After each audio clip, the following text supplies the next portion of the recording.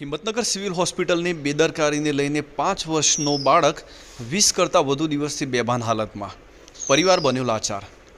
Himmatnagar civil હોસ્પિટલની બેદરકારીથી અનેક લોકો પરેશાન થઈ રહ્યા છે। તેમાં વધુ એક કિસ્સો હવે સામે આવ્યો છે।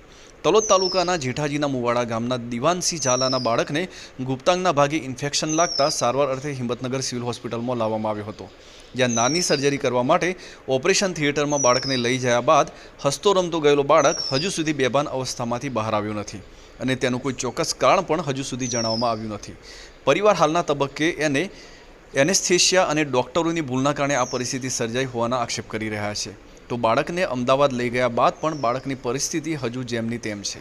પોતાના સંતાન માટે માતાએ અને પિતાએ આકરી બાધાઓ રાખી છે, ત્યારે આ ડૉક્ટરની બેદરકારી બાબતે હવે પરિવાર સિવિલ હોસ્પિટલના જવાબદાર ડૉક્ટરો કે જેમણે આ ઓપરેશનમાં બેજવાબદારી દાખવી છે તે લોકો સામે કાયદેસરની લડત કરવાની તૈયારીઓ આરંભી દીધી છે। હાલમાં પોતાના લાડકવાયાને 20 દિવસથી બેભાન અવસ્થામાં જોઈને પરિવાર પણ લાચાર બન્યો છે અને બાળક ફરી હસતો રમતો થાય તે માટે પથ્થર એટલા દેવ પૂજી અને આ બાળક ફરી સાજું થાય તે માટેના પ્રયાસો કરી રહ્યું છે।